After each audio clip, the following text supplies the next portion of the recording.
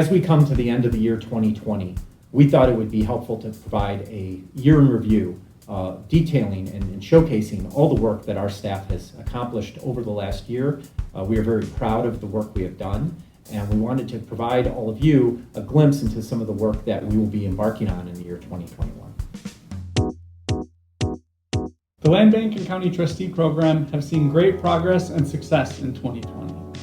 The Land Bank helped our member communities' blight reduction efforts by acquiring properties in 3 counties. These properties were abandoned houses, racking up delinquent taxes and putting a strain on neighboring property values. Land Bank properties are typically underwater, meaning that tax debt is higher than the value of the property. Without the Land Bank's intervention, these properties would be stuck in their current status for a number of years before the tax sale process allowed a new owner to acquire the property. In 2020, RPC held the first sale as Winnebago County's trustee agent and sold over 125 properties for about $350,000 in revenue to the Winnebago County taxing bodies. By holding the sale online and through heavy marketing efforts, RPC was able to find a number of new buyers for trustee properties. In addition to the sales of properties, RPC used program funds to mow county trustee parcels.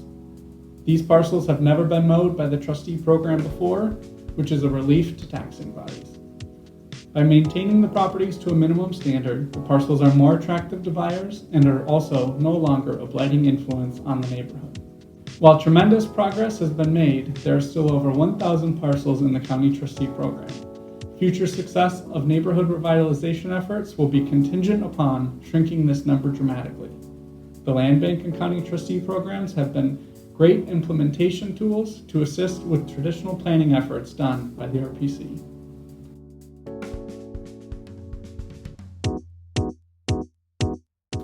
As Metro Program Manager, I currently oversee the federally required transportation planning efforts of the MPO, also known as the Metropolitan Planning Organization.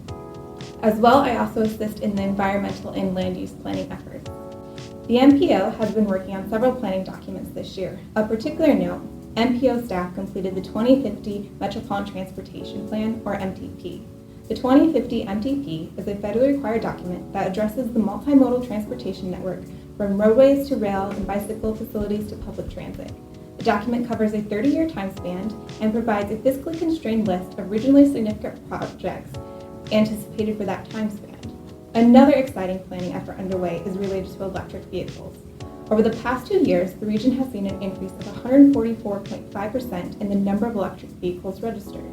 To ensure the region is EV ready, the RPC has been creating an electric vehicle readiness plan to address this growing shift from conventional vehicles to hybrid and all-electric vehicles. This plan will act as a guide and toolbox for local governments to use in updating their planning and policy tools. The plan will also include a draft sole source procurement RFP template and a map highlighting priority areas for public charging stations. Finally, the RPC has been awarded $651,000 from the Illinois Department of Transportation's State Planning and Research Grant to conduct 3 transportation-related projects, including a regional freight plan that will be a blueprint for the Rockford region regarding freight-related infrastructure improvements, freight-related land use planning, and freight linkages to economic development. A Keith Creek corridor study will also be conducted that will look at the alternative transportation options, equitable access to natural resources, infrastructure improvements, resiliency of the corridor, and economic redevelopment along the creek. And finally, the Rockford Region Passenger Rail Station Conceptual Siting Analysis, which will investigate 2 passenger rail stations in the Rockford region that will assist in furthering the establishment of the Chicago to Rockford Intercity Rail.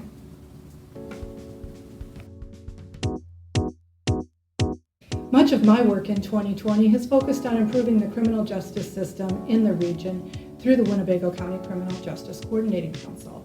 The CJCC is a collaborative forum that allows stakeholders to share best practices and identify research-based policies to help break the cycle of crime. 2020 was a productive year for the CJCC. The Council's research partner, Loyola University, has conducted cutting-edge research on the positive impact of probation versus traditional prison sentencing in Winnebago County. This research has shown a significantly lower recidivism rate among individuals who are sentenced to probation as opposed to prison. The Illinois Lieutenant Governor's Office and the Illinois Criminal Justice Information Authority are among the many agencies using this research to inform state-level policies and practices. I'm also very excited about Project Safe Neighborhoods. This program is led by the U.S. Attorney's Office and brings together federal, state, and local law enforcement officials to identify the most pressing violent crime problems and develop comprehensive solutions to address them. For the first time ever, the Department of Justice invested $904,000 of this program funds in Rockford this year.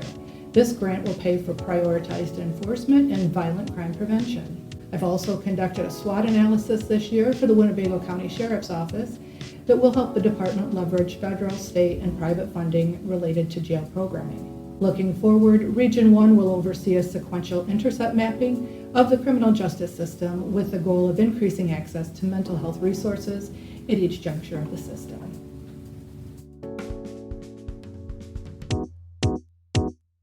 COVID-19 has challenged community health and placed burdens on health systems in the Rockford region. However, Region 1 has adapted quickly, working in tandem with key health organizations to address and improve community health amidst this public health crisis. We work with established leaders like the Rockford Regional Health Council and the Winnebago County Health Department to provide technical assistance and support to a newly formed Community Health Collaborative, tasked with developing a comprehensive and coordinated community health improvement plan.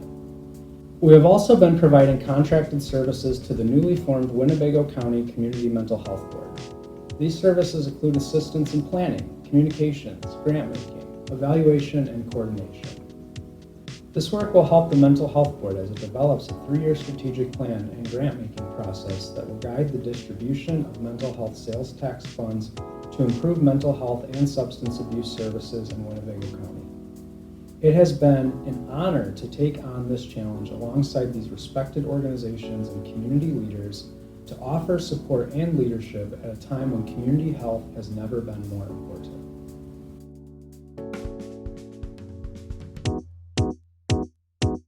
I help local governments and nonprofit agencies write grants to improve the quality of life throughout our region.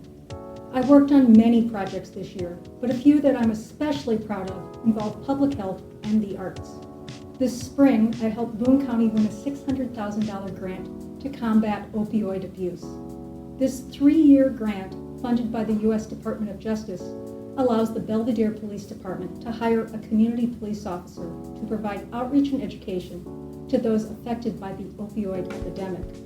The grant also pays for a recovery coach to help the Boone County jailed population overcome substance abuse so they can be successful once they leave jail.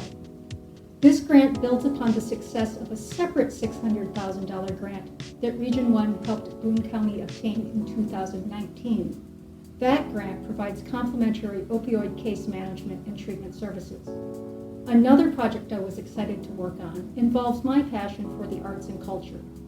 The Rockford region is home to many small arts organizations that lack resources to research and apply for grant funding. To fill that gap, Region 1 began routinely sharing a list of grant opportunities with the Rockford Area Arts Council. The Arts Council then shares this list with its members, allowing them to engage Region 1 for grant writing services to enhance arts and culture in the region. Finally, when Region 1 was chosen by the Rockford Regional Health Council to develop a public survey, I worked alongside my colleague Jay Fieser to meet this challenge. As Jana said, Region 1 was selected by the Rockford Regional Health Council to conduct a survey as part of the agency's broader 2020 Healthy Community Study, which is a comprehensive analysis of the Rockford region's health challenges. Region 1 leveraged our relationships with other social agencies and our knowledge of the populations they serve to create a representative survey that helps the Health Council better understand social determinants of health in the region. My role primarily revolved around the multivariate data analysis and write-ups of the survey results. This work for the Health Council came at an interesting time, not only because much of the outreach occurred during the early stages of the COVID pandemic, but because the health study signified Region 1's movement towards more community health initiatives, particularly mental and behavioral health. Jana and I also assisted the City of Freeport in obtaining a $1.9 million grant from DCEO in order to attract investment into one of the city's opportunity zones. This funding will help pay for streetscaping improvements on Chicago Avenue and will bolster Freeport's broader downtown revitalization efforts.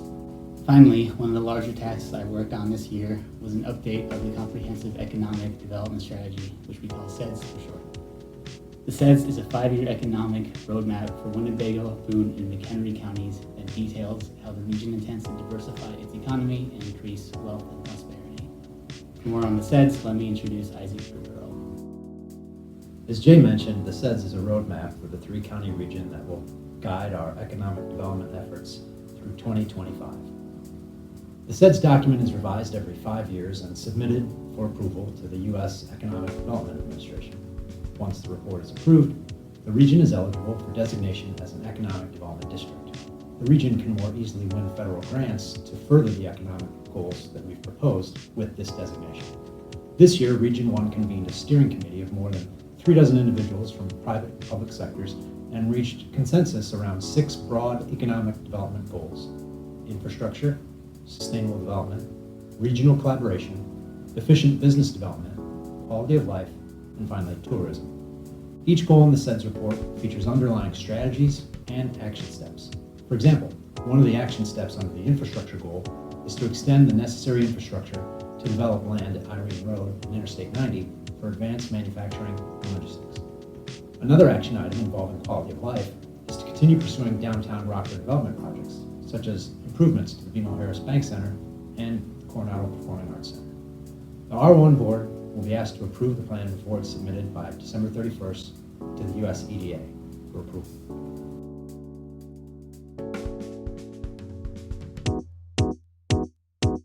Today we want to tell you about a project that we worked very hard on over the last year. About a year ago, we started to think about the challenges that would be facing the 2020 decennial census, and we established a 5-county regional complete count committee to promote a complete and accurate count in Northern Illinois. And while that group was eager and enthusiastic, we lacked funding to carry out promotional and outreach plans. But in September of 2019, Governor Pritzker reallocated $20 million for a grant program through IDHS. That funding was distributed through a statewide hub and spoke model, and RPC was named the hub for the Northern Illinois region. Since then, we've received over $1.4 million from IDHS for regional census promotion and questionnaire assistance. That funding was critical because it guaranteed that local entities were able to provide community education, direct engagement opportunities, and questionnaire assistance to historically undercounted residents. Despite the impact of COVID-19, the Northern Illinois region saw an increase of roughly 2.8% per county. The resolve of the Regional Complete Count Committee is certainly responsible for the success our region witnessed. Our region increased our self-response rates despite changing deadlines, lockdowns, and the general chaos of COVID-19. The Census Bureau's now-response follow-up team has also helped to bridge the gap to a nearly complete count of all housing units in Northern Illinois. Currently, RPC is wrapping up grant reporting, and the Census Bureau is attempting to deliver reapportionment to the President of the United States by December 31st, 2020. While 2020 unexpectedly changed our original intentions for engaging stakeholders in our planning and funding work, we used this unique year to strengthen our internal operations and how we approach the region's future need in moving forward.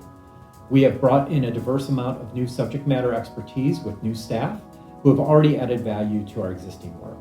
We relocated our office space, transitioning from what was intended as an MPO design center to a facility that was chosen by today's RPC staff.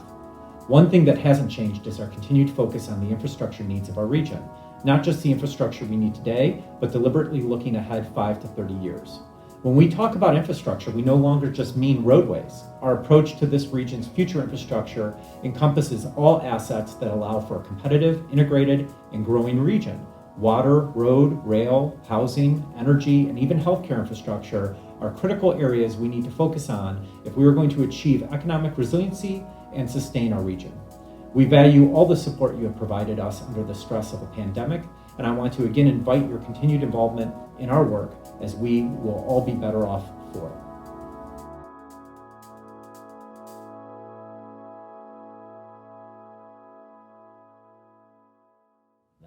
Thank you again for your support of our organization, your contributions to a number of our projects, and your patience as we grow and evolve into this region's Planning Council.